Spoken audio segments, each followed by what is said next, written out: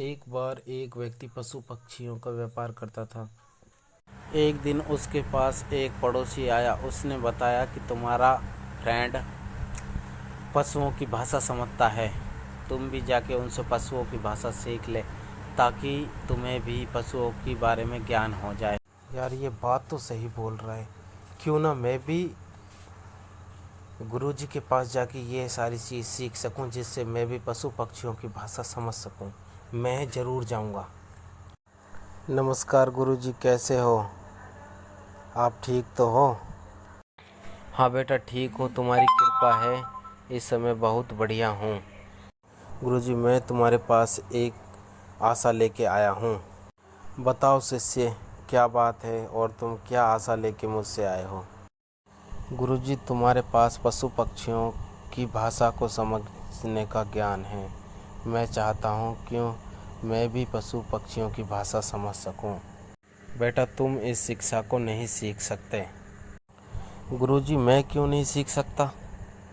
चलो ठीक है, तो फिर एक शर्त है।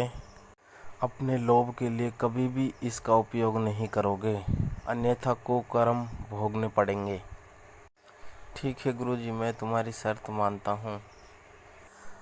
गुरुजी उसे शिक्षा का ज्ञान देता है और वो ग्रहण करने के बाद घर पर आ जाता। कल मालिक का घोड़ा मर जाएगा।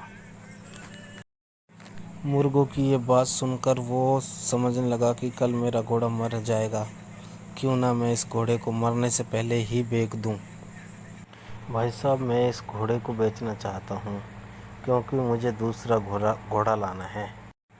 भाई साहब, मुझे एक अच्छे घोड़े की ज़रूरत थी। ठीक है, इसलिए मैं इसे ले जाता हूँ। मुर्गियों में बहुत तेज़ बीमारी आ रही है और शहर की सभी मुर्गियाँ धीरे धीरे सब खत्म हो जाएंगी। यह बात सुनकर उसने अपनी सारी मुर्गियाँ व्यापारी को बेच दी। कुछ दिन बाद उसकी बकरी बात कर रही थी कि अपना मालिक 2 दिन में मर जाएगा।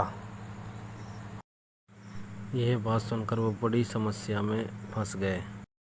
हद तो तब हो गई जब उसके गधे भी यही बात कर रहे थे कि कल 2 दिन में हमारा मालिक मर जाएगा। यह बात सुनकर वो तुरंत गुरुजी के पास भागे।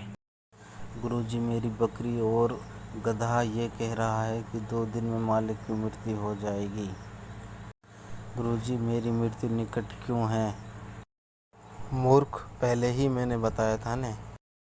इस विद्या का प्रयोग अपने स्वार्थ के लिए मत करना, क्योंकि सिद्धियां न किसी की हुई है न किसी की होंगी।